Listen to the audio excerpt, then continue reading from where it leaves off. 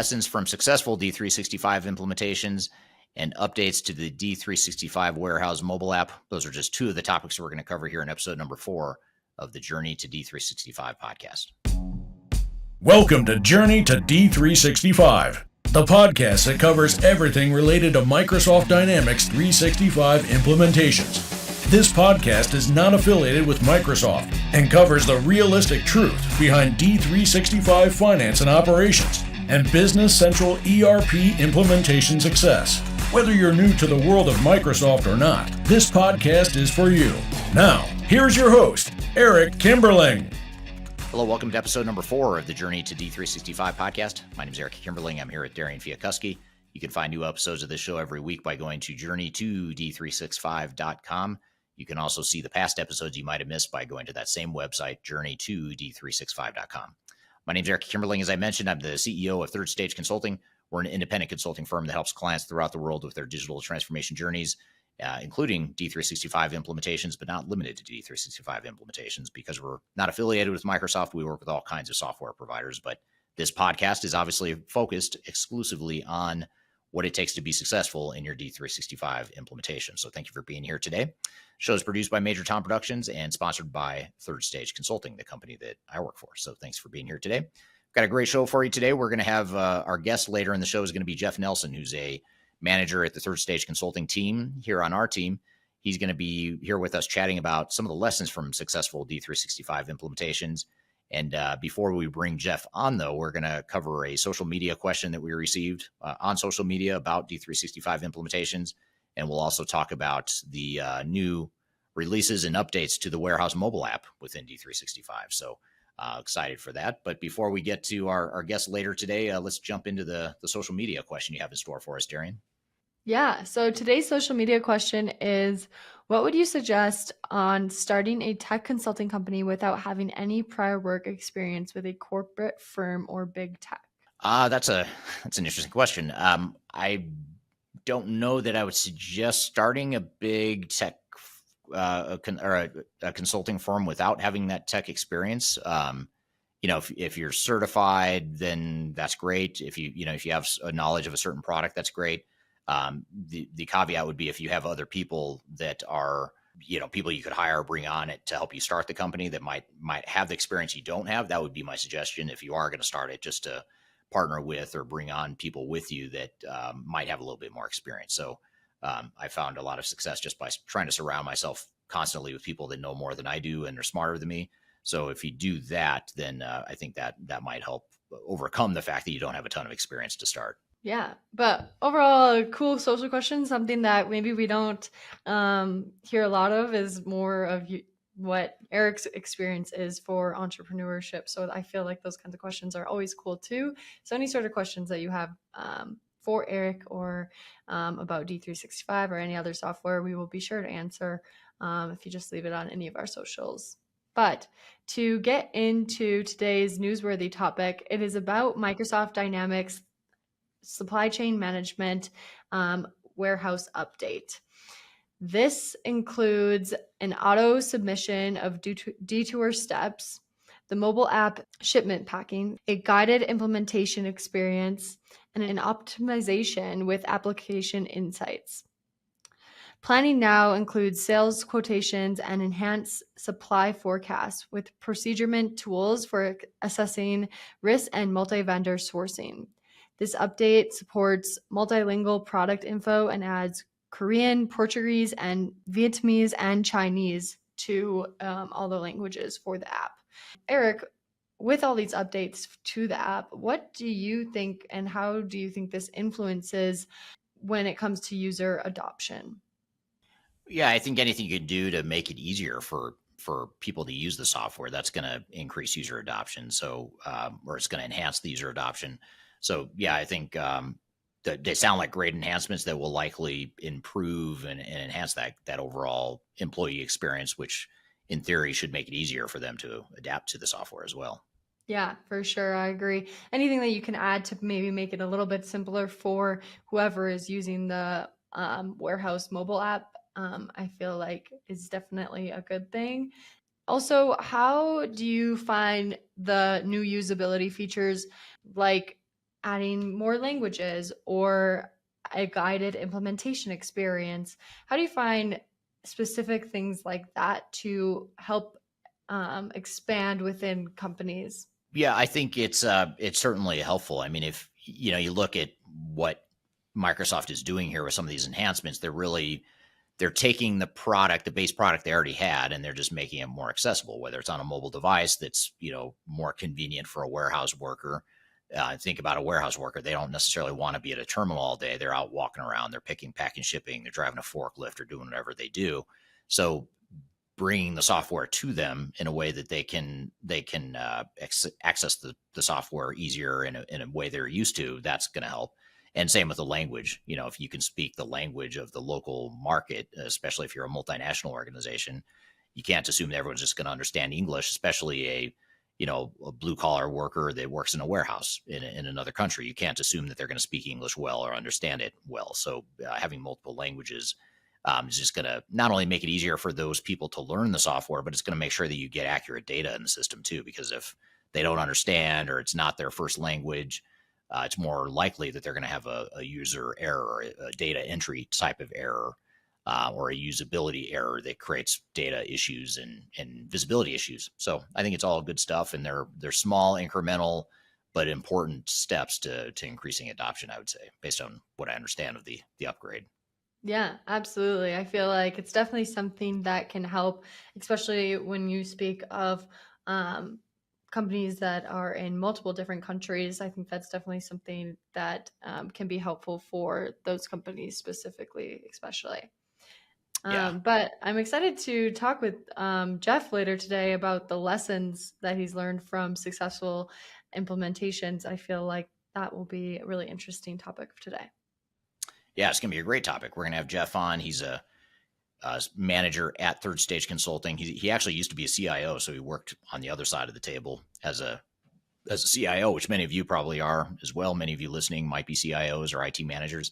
He was in your shoes implementing D365, and now he's in our shoes as consultants, helping other clients implement D365 and other ERP systems as well. So we're going to have him on the show talking about what makes D365 implementation successful and how those successful implementations differ from troubled or struggling D365 implementation. So if you're going through a transformation involving D365, you won't want to miss this interview. We're going to bring Jeff on the show in just a moment, but first we're going to take a quick break. We'll be back with more of the Journey to D365 podcast.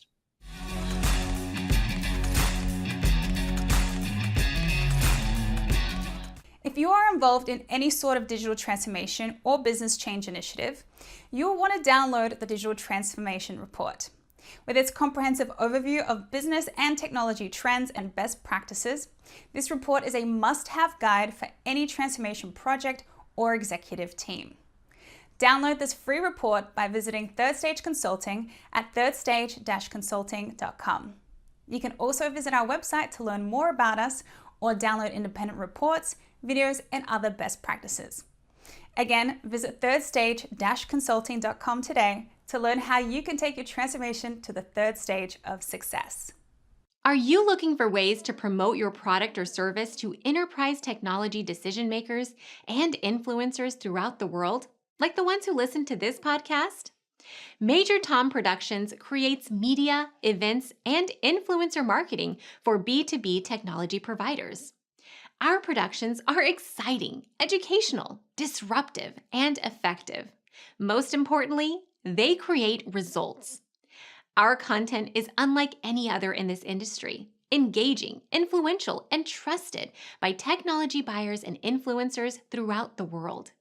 Each month, our productions reach hundreds of thousands of targeted buyers and decision makers who trust and engage with our honest and tech-agnostic content.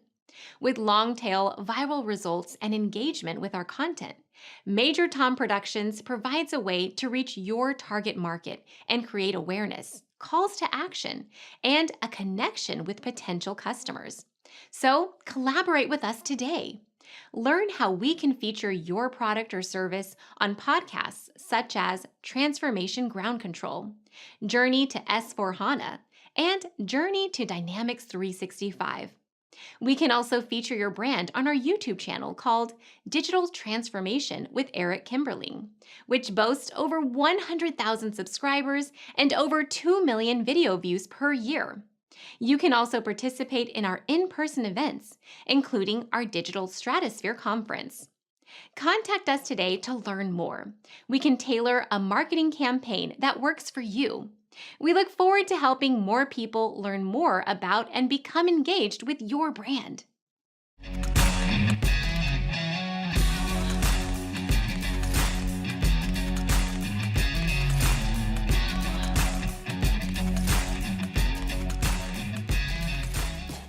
Hello, welcome back to episode number 4 of the Journey to D365 podcast. My name is Eric Kimberling here with Darian Fiatkuski. You can find new episodes of this show every week by going to journey2d365.com.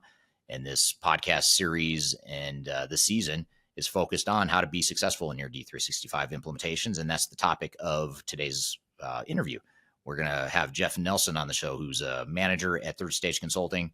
He's going to share his perspective on what it takes to be successful in D365 implementations. So with that all being said, Jeff, thanks for being on the show today. Hey, thanks for having me. So before we get started and really dive into some of these questions I have for you about D365 implementations, tell us a little bit about yourself and your background. Sure. Well, for the majority of my career prior to joining Third Stage, I was in the telecom infrastructure business, primarily on the wireless communication side. So I worked for a company that was building and upgrading cell towers all over the U.S. We were one of the largest at the time, working for the major cell phone carriers directly. And during my over 15 years there, I went through 2 different ERP implementations. First was an on-prem Oracle implementation in the 2009-10 timeframe. And then in 2017, we decided to go to Microsoft Dynamics D365. It was a pretty new product at that time. And so as part of that implementation, we actually looked at Third Stage to help us along that journey. And I was advocating for hiring Third Stage, and that's where you and I met. And right. Unfortunately, we didn't hire you, and I still think that was a big contributor to the problems that the company had with that D365 implementation, quite frankly. And as part of a spinoff of that company a few years later, we implemented D365 again in the new entity that was spun out of the original company as a new standalone business.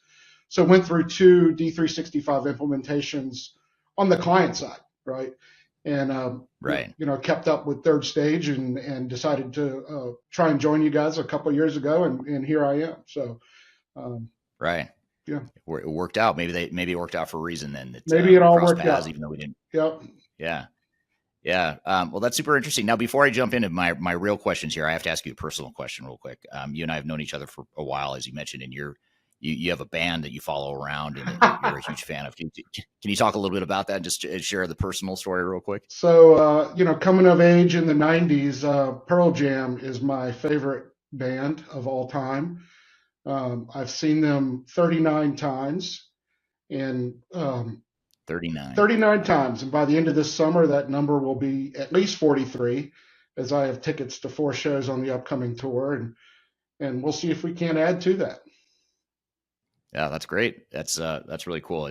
You shared some cool stories about some of the performances you've seen and some of the places you've been to see them. So I think that's pretty cool that you've done that. And us both being rock and roll and music fans, I couldn't jump into the conversation without first covering that important personal detail. Yeah, absolutely.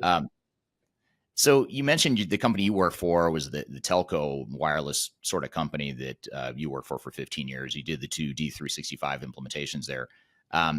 So, obviously there's I imagine a heavy field service component to that piece of it, and managing mobile assets and that sort of thing.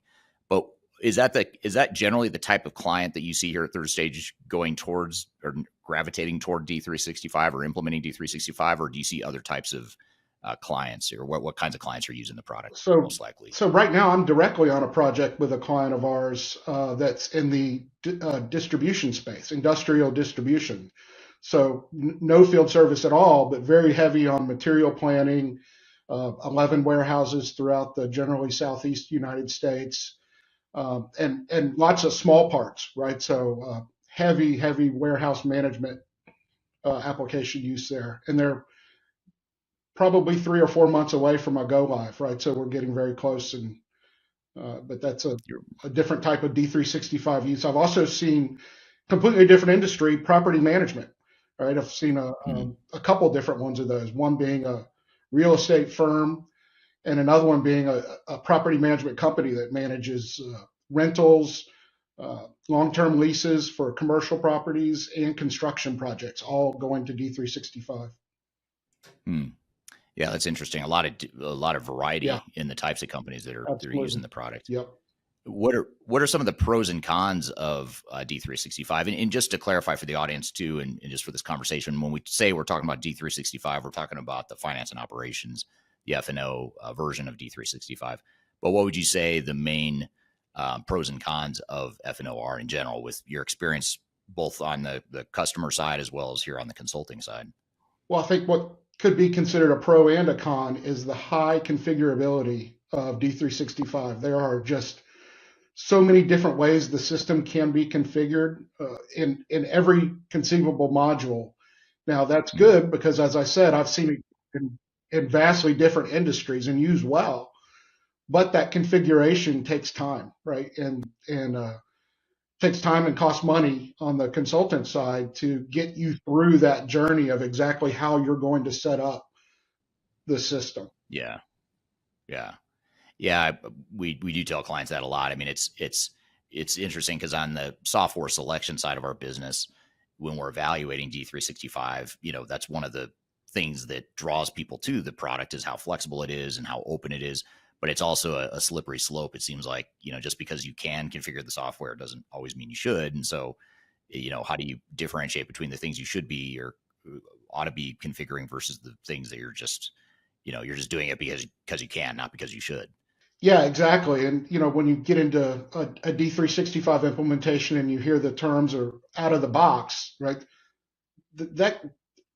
That can be a bit of a misnomer because it's out of the box if I spend 10 hours configuring everything you want it to do. But yes, that's out of the box. I don't have to crack the code open to do anything different, but I do need to set up many configurations to make it work for the whatever your business process that you're describing is. Yeah. So in other words, you don't just turn it on and it just has the industry pre-configuration already done. It's just you have the option to create the configuration. Is that That's right? What you're saying? That's right. It really doesn't push you towards a best practice. It allows for many different ways to get a singular process done. Yeah. So when you talk about the flexibility of configuration, what about the flexibility of integration? Is that another strength that you're seeing just in terms of the Microsoft open architecture and that sort of thing? How have you seen that unfold or not, with our clients and your experience? Well, the client that I was describing that's close to go live, we have 5 or 6 different ISVs that are a part of the project that are plugged into Microsoft Dynamics. And I think all but one of them is really a very native plugin to where you can't tell that you're leaving a Dynamics because it's just a new menu item that's in the Dynamics menu screen. So that's a really deep integration and works really well. As far as building, outside integrations that are API based or even EDI file based, we're doing some of that as well. And yes, Microsoft's highly capable of doing that, but again, because it's not pushing you one way is the only way to do it, like say an SAP might tend to do. There is a lot of work to get there, right, from the consultant side and the other software vendor who you might be bringing into the project. Right. Yeah. It makes a ton of sense. And for those that don't know, ISV is what does it stand for? Independent software vendor? Is that what it stands for? Yes, correct. So an ISV, that's something that's worth noting here with Microsoft D365 is it is sort of a unique part of Microsoft's model with D365 is you have these third-party providers that use the D365 platform to tailor it or customize it for a certain industry or a certain function or a certain use case that maybe the standard software doesn't do well. And so in those cases, have you said there's 6 or 7 in this case? So 6 or 7 ISVs that are just creating different functions within D365, but they're sort of plugins or add-ons to the Correct. core product. Correct. Like a payment processor is one. The out of the box, there's that word again, out of the box. Payment didn't work well enough for this particular client with multiple locations, multiple payment types, and multiple bank accounts.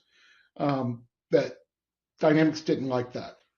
So we have a payment provider that's a part of the project. For example. Interesting. How hard is it to find these ISVs in your experience?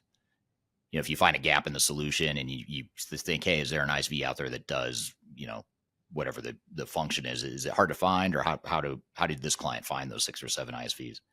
I think a combination, right? A combination of coming to me and having me do some research and plugging a gap for them, and even the main system integrator made some introductions or suggestions as well too. Yeah. And speaking of system integrators and VARs, I'm going to come back to that because I have a question about just the ecosystem of Microsoft and D365 and some of the potential pitfalls there. But so you talk about flexibility of configuration, of integration. What about what other advantages do you see or strengths do you see when you compare D365 to other technologies or solutions in the market? Are there other like functional or technical strengths that you see? I think the integration to the Microsoft Office platform is really strong, and people are comfortable with it. You know, not only can you export to Excel, but you can actually open certain things in Excel, manipulate the data there if you want to do mass updates, and then publish that into Dynamics straight from Excel. You're not going to find that deep integration as much in other ERP systems. Right. Yeah, it's a good point. I think a lot of software vendors are trying to do that, and they have some amount of integration to Office, but not the same way D365 does. Yeah, I don't think Microsoft will let them get quite all the way there. Particularly in the CRM, right, with Outlook contacts and managing emails and so on and so forth. That's another, really well done integration. I'm here with Jeff Nelson. We're talking about the keys to successful D365 implementations. We've got a lot more to cover, but first we're going to take a quick break. We'll be back with more of the Journey to D365 podcast.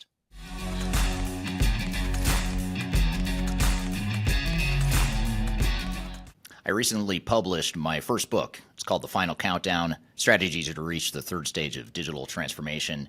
And I wrote this book because I really wanted to find a concise way to share some of my knowledge around digital strategy and how to get started on a digital transformation journey. So in this book, I cover 3 different sections. I cover the people, process, and technology aspects of transformation, with the idea that it's meant to be a starting point, a launching pad for organizations and team members that are going through digital transformations. So I encourage you to buy this book. You can get it electronically, you can get it paperback, or you can get it in hard copy, as I'm holding here in front of you. You can get it by going to thefinalcountdown.com. You can also search for it on Amazon if you shop at Amazon. Otherwise, just go to thefinalcountdown.com. Love to hear your feedback on this book as well. So I hope you check it out and hope you enjoy. I'm excited to share our newly released 2024 Digital Enterprise Operations Report. This free download is available on the Third Stage website at thirdstage-consulting.com. This report is truly packed full of technology-independent and agnostic insights for your project to ensure that you're strategically optimized for success. Download your copy today with the QR code in front of me, or visit our website for more details.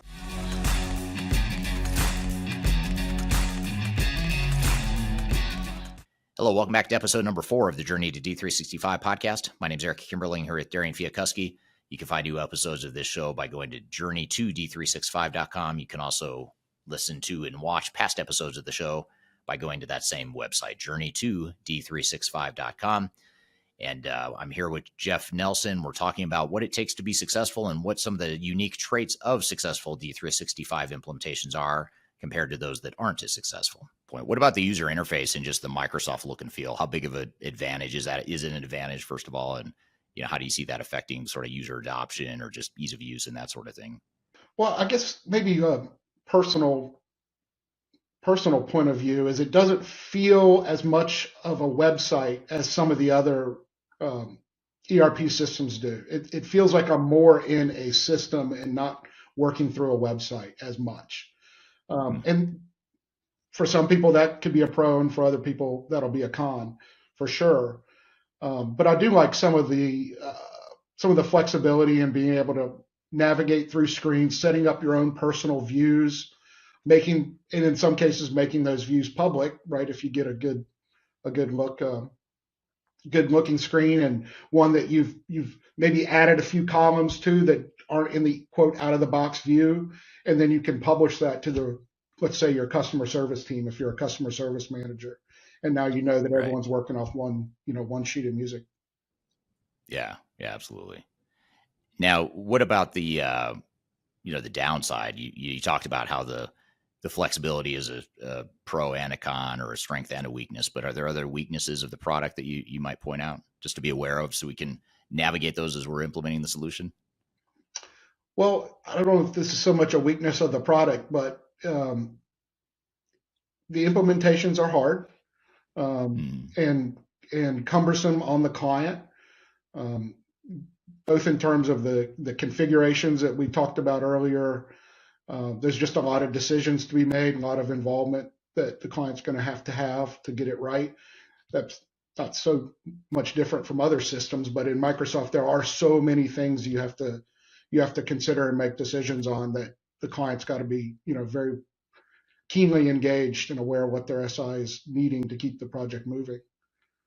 Yeah, that's a great point. That flexibility piece, the dark side of flexibility, really does kind of percolate or trickle through the entire project for sure. Yeah, I know we keep coming back to it, but I do believe it's probably the biggest pro and perhaps the biggest con of the Dynamics system. Yeah. What do you see as the biggest advantage or business benefit of using the product, either based on your customer facing side experience or as a consultant? Where do you see the biggest business value for companies that deploy D365?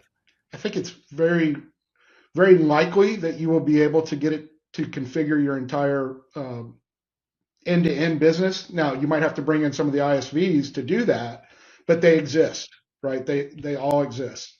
So it's quite likely you'll be able to get everything you need under one roof at the end of the day. Right. Yeah, absolutely. Yeah, and again, we'll come back to that because that's a big discussion point, is the ISV/VAR/system integrator ecosystem side of it. What are some of the biggest risks then? You mentioned that it's a difficult implementation. There's a lot of decisions to be made. It puts a lot of pressure on the implementing organization to make decisions and to be engaged. What other risks do you see that are unusual or maybe a bit heightened for D365 implementations compared to others? I would say because of the high configurability, it's even more important to get your phase 0 done right, get your requirements well documented, make sure all of your business processes are documented and well understood so you can explain them to your SI. You want to avoid surprises as you get further down the project. So spending that extra bit of time up front before you even look at the software, past the demo phase, spending that time getting to know your SI and making sure they understand all of your business needs and all of the different transactions that you have to go through the system to get that architecture done right up front is really important, because the risk of scope creep and project extensions and change orders becomes, that risk is extreme if you're not well defined going into the project. Yeah. That phase 0 / implementation planning / business blueprinting process up front is really key. And that, addresses a lot of those challenges you mentioned around decision making and needing to have clarity around what you want your processes to be and what your future state's going to be, so that you can be more engaged and answer those questions more quickly. Otherwise, if you're scrambling to make the decisions as you go, it just adds a lot of time and money to the project. That we see that time and time again for projects that have struggled in their implementations.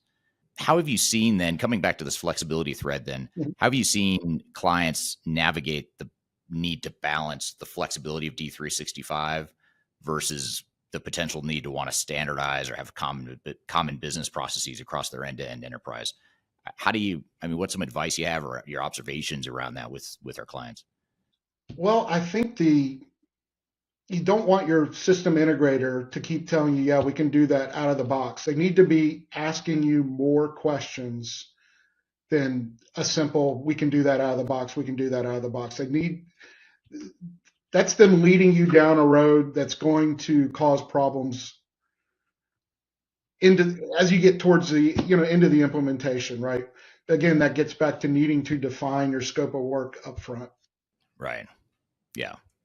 Yeah, exactly. And back to the point about out of the box not really existing. I mean, there is no such thing as out of the box. So you still have to decide, how do you want the tiniest little workflow to work? How do you want that screen to look? There's all these different things you can do that, you need to make decisions on. And if you don't, it ends up being your ISV or your VAR that makes the decisions for you, which may or may not be right. Exactly right.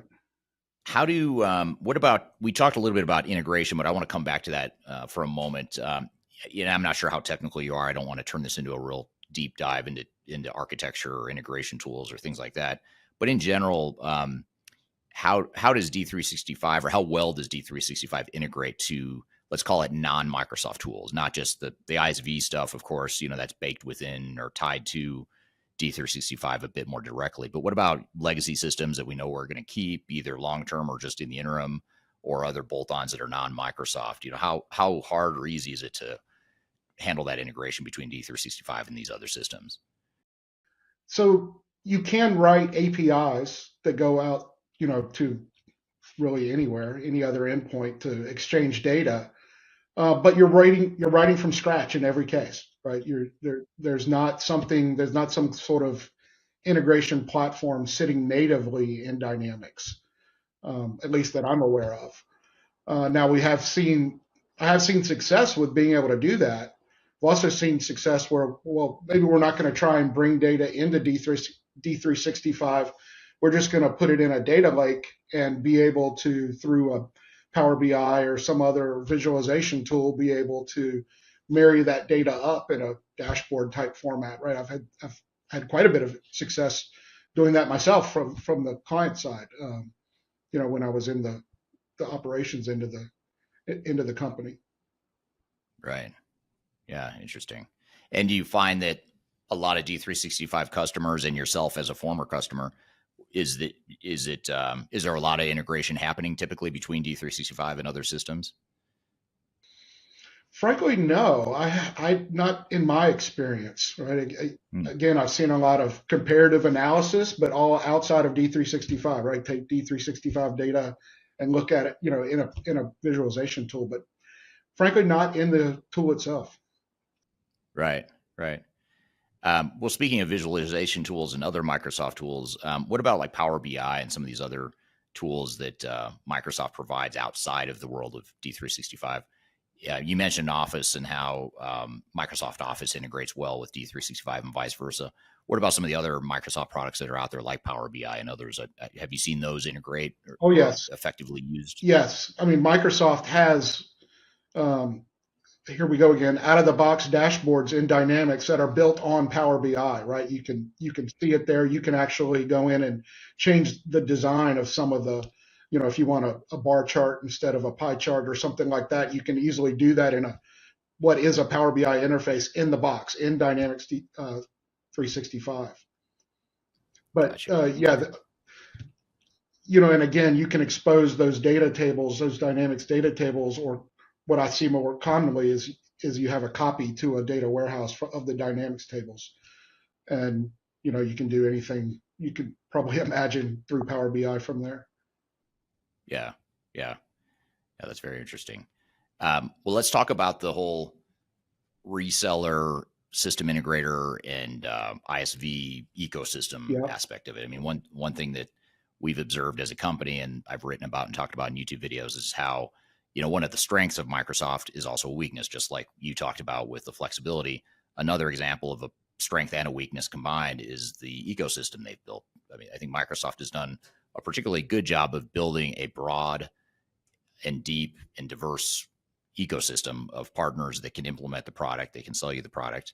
But I also think that they've taken more of a laissez-faire, hands-off approach to their ecosystem as well, to where you get a lot of variation or variability in the qualities and qualifications and effectiveness of the different VARs.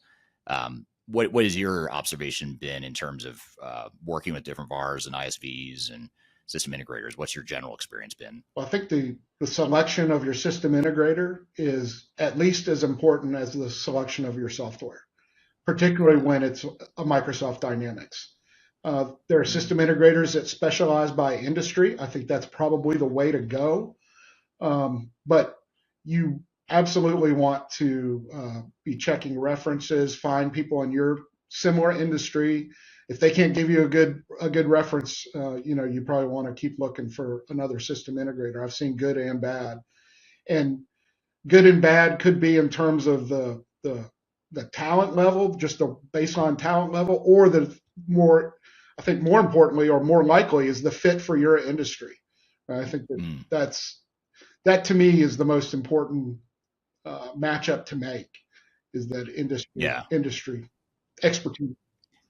So back when I was doing more of the hands-on consulting and doing the software selection and some of the SI selection or the VAR selection for our clients that were evaluating D365, I remember there being a situation or a sort of a pattern where you had a lot of smaller mom and pop or really small 1 or 3 or 5 man or woman shops that were selling and implementing D365, but they weren't necessarily qualified or big enough or whatever the case may be to support some of the complex needs of an organization. So, how do you see this going in the Microsoft space? Do you think it's getting better as far as Microsoft doing a better job of certifying and sort of vetting out some of the VARs in the space, or how do you see that unfolding?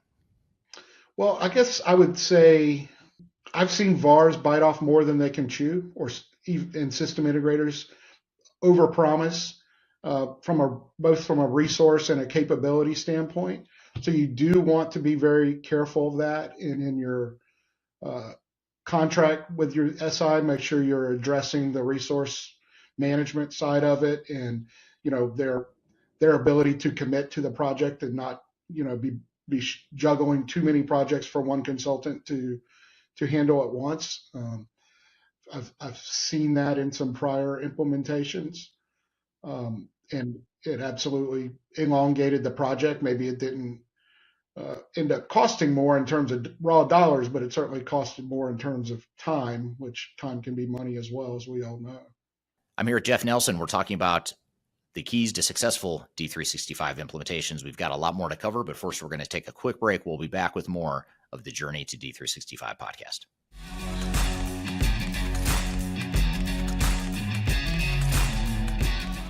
I'm excited to share our newly released 2024 Digital Enterprise Operations Report. This free download is available on the Third Stage website at thirdstage-consulting.com. This report is truly packed full of technology-independent and agnostic insights for your project to ensure that you're strategically optimized for success. Download your copy today with the QR code in front of me, or visit our website for more details. Hi, this is Eric Kimberling with Third Stage Consulting and your host of Transformation Ground Control. I want to encourage you to read our Guide to Organizational Change Management. It's a free report or free guide that we published. It's one that I actually wrote that talks about best practices and lessons learned as it relates to change management. So as you know, on this podcast, we cover a lot of stuff related to the human sides of change, organizational change management, including training, communications, org design, all kinds of stuff as it relates to change management. So if you're trying to learn more about change management, or you're looking for more direction and ideas on how to get started on your change management strategy and your overall journey, be sure to check out this guide. You can read it by scanning the QR code on the screen in front of you, or in the links below for this particular podcast episode. You can find a link to take you to the page that will allow you to register to go ahead and download that and read it for free. So be sure to check it out. It's the Guide to Organizational Change Management, written by yours truly. I hope you enjoy it. Let me know what you think, and hope you enjoy the rest of this episode.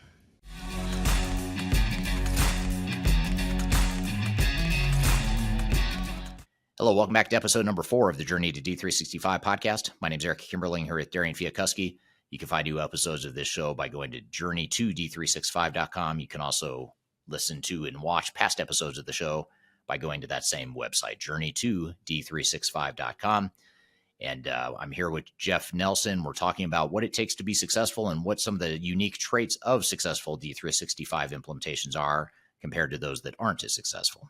if you compare Microsoft to SAP or Oracle, who they often compete against with D365 sales, it seems like SAP and Oracle have maybe the opposite problem, which is they have like really big system integrators supporting them, Yeah. like Deloitte and Mhm. Accenture and Capgemini and all these big, massive consulting firms. In fact, so much so that it's harder to find a really good, smaller, mid-sized company if that's what you want, to support your project.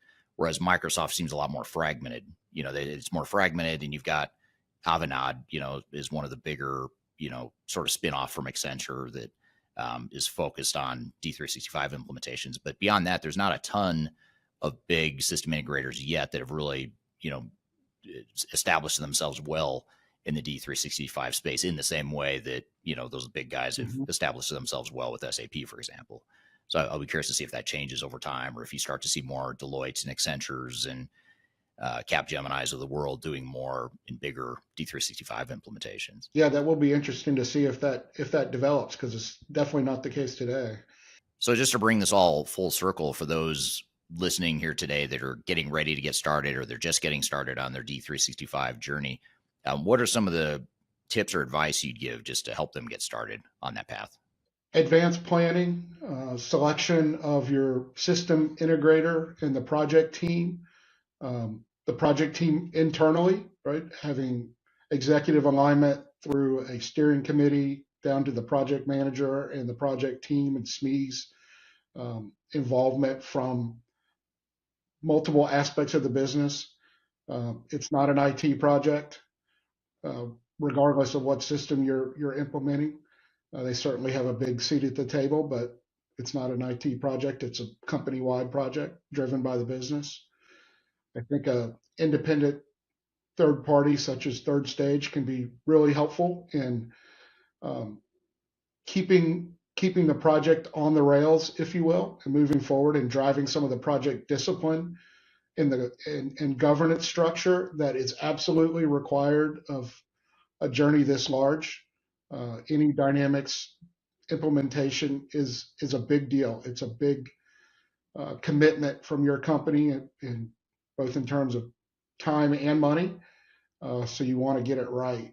And I believe that having some experienced guidance who's done D365 before, implemented it before, could be really helpful to an organization starting that journey. Yeah. Yeah. That's a great point. And it's sort of like when you build a house, you're not going to, you may have picked your contractors and your subcontractors and all that stuff, but you're not just going to tell them all to go get started. You're going Right. to sit down first and say, okay, well, let's get a blueprint of the house first. Let's do some iterations of it. Let's make sure we're all on the same page with what we want of our house before you have the contractor start building. And then, of course, then you've got the plan. How are we going to start building? We're not going to have the plumber show up first. We're going to have, someone laying the foundation first or whatever. Okay. I'm not a house builder, so I'm faking it right now. But it's a similar sort of thing where a lot of organizations will they'll pick D365 and say, okay, we're going D365 now. Let's bring in the VAR, the system integrator, to go start building stuff.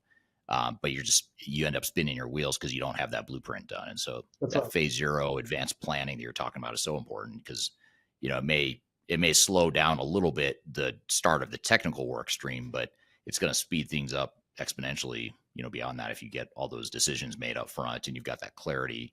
And you, like you said too, if you've got that executive alignment and the resources in place and you're mobilized, you're ready to go, then you bring in the system integrator or the technical resources to help you start building the stuff. So I think it's a really good, solid advice there. So Yeah.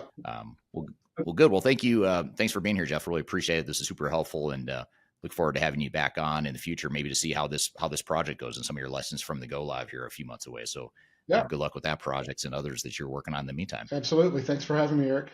All right. Thank you again, Jeff. Really appreciate your feedback and your insights and sharing your experience, both as a consultant, but also as a buyer, as a customer of D365. So some very unique perspective there that I certainly don't have. So really good to have you on the show here.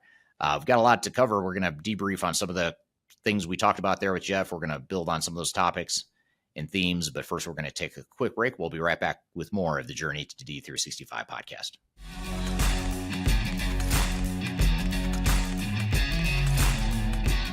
Hi, this is Eric Kimberling with Third Stage Consulting, and I want to invite you to join our annual tech agnostic conference called Digital Stratosphere.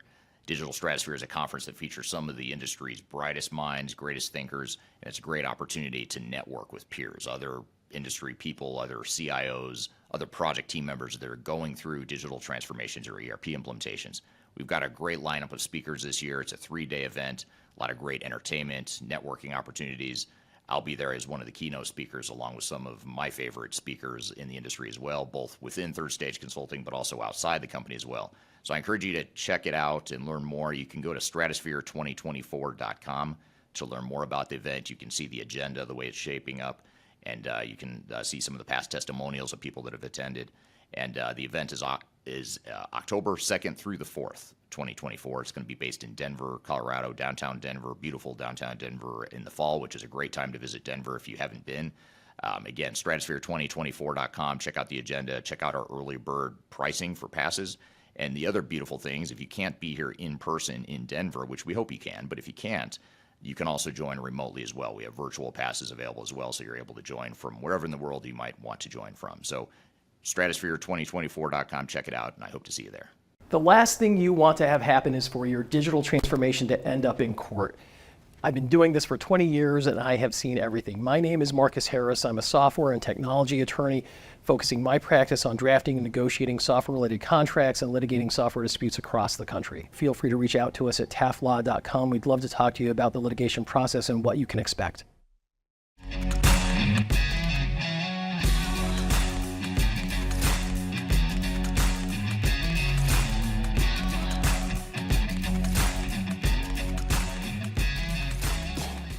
Hello, welcome back to the Journey to D365 podcast. My name is Eric Kimberling. This is episode number 4. I'm here at Darian Fiakuski, and we just had Jeff Nelson on the show, Darian, talking about what it takes to be successful or what some of the unique traits of successful implementations are. What were some of your thoughts and takeaways from that conversation? Yeah, overall, I thought the conversation was great. I think Jeff really shed a light on the complexities and considerations that are really involved with deploying D365 successfully, in particular, in terms of planning and partner selection and managing implementation risks. I feel like that was something that he also talked about a lot, and I feel like really put an emphasis on when it comes to successful D365 implementations as well. Eric, how do you recommend organizations balance the need for flexibility in D365 with the imperative need to define clear project scopes and requirements up front? Well, I guess there's 2 parts to it. One would be the flexibility of business processes. If you want your business processes to be flexible and to potentially be decentralized or different for different parts of the world or different business units, that's okay. And D365 can certainly enable that. But I think the key is to not think of it as an either or answer or an across the board sort of a decision that needs to be made. What I mean by that is you might have different answers for different parts of your business. For example, if you're an organization that's moving to more of a centralized, consolidated finance and accounting group, it might be that you want to have a standard set of business processes and one way of operating. But when it comes to, order entry in different parts of the world, you might have different ways that you take orders based on that local market, and you want that flexibility. And so you're going to treat those processes and the way you handle the implementation differently for those 2 different parts of the business, the standardized finance and accounting piece versus the more flexible, decentralized, if you will, order entry processes. So, it's not one answer for the entire organization. Typically it comes back to what are our goals and objectives as a company? What is it we want to accomplish with this project? And then you answer that question in the context of different parts of the implementation. But the key is to answer the question and have alignment and consensus on this is what we're doing, and this is why we're doing it, and this is how we're doing it. And you build that into your overall project plan and strategy going forward. Yeah, for sure. That makes sense. Could you also provide maybe some examples of the most common integration challenges organizations face when connecting D365 with non-Microsoft tools or legacy systems? Yeah, I'd say, one of the biggest ones is going to be in the manufacturing execution system, the shop floor automation. A lot of times that can be difficult to integrate robotics and some of the MES software you might be using if it's not Microsoft-based products. That can be a little bit more difficult to integrate. And to be fair, it's difficult to integrate with any ERP system, not just Microsoft. Microsoft, if anything, is easier to integrate with just because the open architecture and the platform itself is more conducive to integration. But generally speaking, that's one of the more challenging areas to integrate. And then, certainly there's a lot of regulatory types of systems that are sort of one-off or very specialized to one industry that can be sometimes difficult to integrate with Microsoft or any other ERP products. So those are just a couple examples. Yeah, that makes sense. And how important is industry experience versus general technical proficiency when selecting SI for D365 implementations? I would argue it's actually more important than the industry knowledge is more important than the technical knowledge, because you can always find someone that knows the product, and the product is it's not simple, but it's a little more black and white. It works a certain way. There's a certain way you configure it. Yes, you need to know it, but that doesn't really matter if you know the software, but you don't understand the industry. And what I mean by that, or just as an example, is if you don't understand the industry, you're going to be more likely to want to customize the software because you don't know how things could work in the software if you really understood the industry and what sort of the end state is that the implementing organization's trying to get to. So I'd say absolutely you want to know that your partner has industry experience. And I take it even a step further with Microsoft and say, is it an ISV, a third-party provider that not only has experience in your industry, but has built some intellectual property specifically on the D365 platform that's specific to your industry. So there's a couple of different layers there, but I think it's really important. Yeah, absolutely. What another great episode for Journey to D365 podcast. I think this has been such a fun series so far to learn all the different things. Yeah, tons of good stuff we covered here today, and a lot more to come here throughout this season, this first season of the Journey to D365 podcast. If you missed any of the past episodes, or you want to keep an eye on upcoming episodes, just go to journey2d365.com.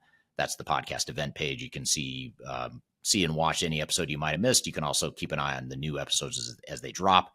They will stream directly to that website, among other platforms as well. So journey to D365.com is where to check it out. Hope to see you next week. Thank you again for a great show, Darian. Thanks, Jeff, for being here today. Thanks to the audience for the great questions. Hope you have a great week, and we'll see you next week on the Journey to D365 podcast. Take care.